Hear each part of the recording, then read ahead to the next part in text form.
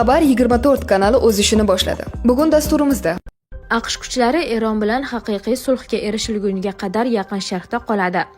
Eron birodarlarimizga hujum qildi. Shu sababli biz ular uchun jang qilmaymiz. Ramzan Qodirov. Trampning yaqinlari urushdan shaxsiy boylik orttirgan. Zelenskiy yana Putinga muzokaralar o'tkazishni taklif qildi va ehtimoliy manzilni aytdi. Isroil armiyasi Bayrut aholisini uylarini tark etishga chaqirdi. Yangi zarbalar kutilmoqda.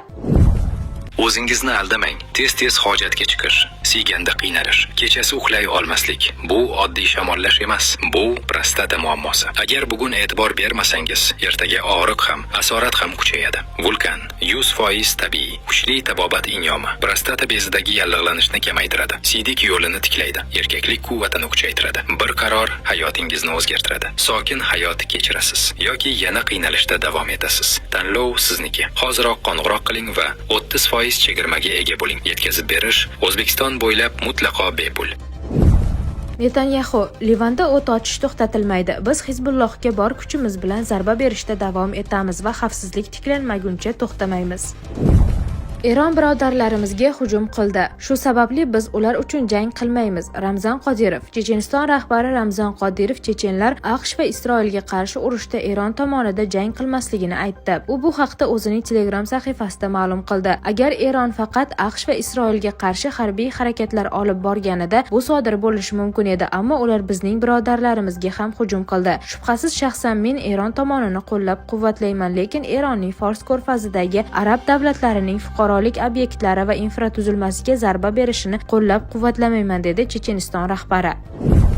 Trampning yaqinlari urushdan shaxsiy boylik orttirgan. AQSh prezidenti Donald Trampning yaqinlari Erondagi mojaro tufayli boyib ketgan bo'lishi mumkin. Bu haqda Avstriyaning Der Standard gazetasi xabar berdi. Joriy yilning 23-mart kuni ertalab to'satdan $1,5 milliard bitimlar tuzilgani nashr e'tiborini tortgan. Qayd etilishicha, ushbu bitimlarni amalga oshirgan tomon neft narxi tez orada tushishiga aniq ishongan. Der Standardning e'tiborini tortgan jihat shundayki, oradan 15 daqiqa o'tib, Tramp o'zining Truth Social ijtimoiy tarmog'ida samarali muzokaralar haqida post qoldirgan. Shundan so'ng neft narxi pasaygan va o'sha birja spekulyanti katta foyda ko'rgan. Shuningdek, joriy yilning 28-fevral kuni Eron oliy rahnamosi Oyatulloh Ali Xamenei yo'q qilinishidan ham kimdir yaxshigina daromad qilgan. Der Standard ma'lumotlariga ko'ra, voqealar natijasiga pul tikish imkonini beruvchi Polymarket platformasidagi 6 akkaunt jami $1.2 million foyda olgan. Bubble Maps tahliliy firmasining bildirishicha, ushbu akkauntlarga pul mablag'lari Eron bergan aviazarbalardan atiga bir necha soat oldin o'tkazilgan.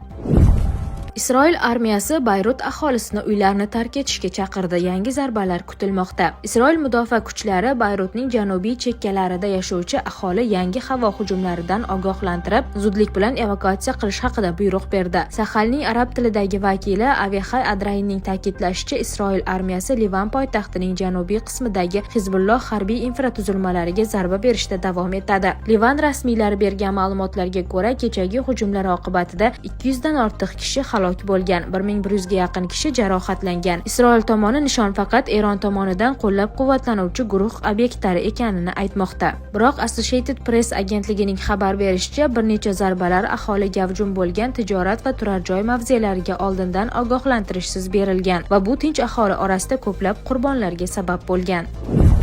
Zelenskiy yana Putinga muzokaralar o'tkazishni taklif qildi va ehtimoliy manzilni aytdi. Men Putin bilan uchrashishga tayyorman. Albatta Moskvada ham, Kiyevda ham emas, ammo u men bilan ko'rishishga tayyor bo'lsa, buning uchun joy ko'p. Biz bunday manzilni Yaqin Sharqdan, Yevropadan, AQShdan istalgan joydan topishimiz mumkin, dedi Ukraina prezidenti Rai telekanaliga bergan intervyusida. Shu bilan birga u Donbassni topshirish masalasini muhokama qilishdan bosh tortdi. Zelenskiyning fikricha, bu Rossiyaga Xarkov va boshqa shaharlarga hujum qilish imkonini beradi. Jamiyatda esa bo'linish yuzaga keladi. Hozirda Rossiya bilan muzokaralar AQSh va Eron o'rtasidagi urush tufayli qoldirilgan, ammo biz ularni qayta tiklaymiz, deya qo'shimcha qildi Zelenskiy. Eslatib o'tamiz, Moskva va Washington Ukrainadan o'z qo'shinlarini Donbassdan olib chiqishga rozi bo'lishni talab qilmoqda. Ushbu shartsiz na Qo'shma Shtatlar va na Rossiya hozircha prezidentlarning shaxsiy uchrashuvi mavzusini ko'tarmayapti. AQSh kuchlari Eron bilan haqiqiy sulhga erishilguniga qadar Yaqin Sharqda qoladi. Donald Tramp. Prezidentning so'zlariga ko'ra, Qo'shma Shtatlarning barcha kemalari, samolyotlari va harbiy xizmatchilari, shuningdek, allaqachon sezilarli darajada zaiflashgan dushmanni o'ta shiddatli ta'qib qilish yoki yo'q qilish uchun zarur bo'lgan qo'shimcha qurol-yarog', o'q-dorilar va boshqa barcha vositalar Eron hududida va unga yaqin davlatlarda Tehron va Vashington haqiqiy kelishuv tuzilgunga qadar qoladi. Agar biror sababga ko'ra bu amalga oshmasa, buning ehtimoli juda past bo'lsa-da, u holda Eron oldingidan ko'ra kengroq, ko'lamli va kuchliroq zarbalar beriladi. Allaqachon kelishib olingan va bunga zid bo'lgan barcha yolg'on ritorikalarga qaramay, Tehronda hech qanday yadroviy qurol bo'lmaydi va Hormuz bo'g'ozi ochiq hamda xavfsiz bo'ladi, deb yozdi Tramp Truth Social ijtimoiy tarmog'ida. Zapravkalarda naqdsiz to'lovlar tushumni qanchaga oshirgani aytildi. O'zbekistonda joriy yilning 1-aprelidan transport vositalariga yoqilg'i quyish shoxobchalarida naqdsiz hisob-kitoblarga o'tilganidan so'ng kunlik tushumlar ko'rsatkichi keskin oshdi. Bu haqda Markaziy bank xabar qildi. Ma'lumotlarga ko'ra, mart oyida jami o'rtacha kunlik tushum 102,6 milliard so'mni tashkil etgan. Shunda naqd pul orqali to'lovlar jami tushumning 58,1% ga, naqdsiz to'lovlar esa 41,9% ga to'g'ri kelgan. Aprel oyining ilk kunida ushbu ko'rsatkich 93,2 milliardga, 2-aprelda esa 152,6 milliard so'mga yetgan. Bir kunlik naqdsiz tushumlarning qariyb 90% amaldagi bank kartalari hissasiga to'g'ri kelgan. Ushbu to'lovlar asosan QR kodlar orqali amalga oshirilgan. Shuningdek, naqdsiz to'lov ko'rsatkichlari 1-2 aprel kunlari quyidagicha bo'lgan. QR kodlar orqali to'lovlar 1-aprel 8,2 milliard so'm, 2-aprel 7,7 milliard so'm. Moment kartalari orqali 1-aprel 1,6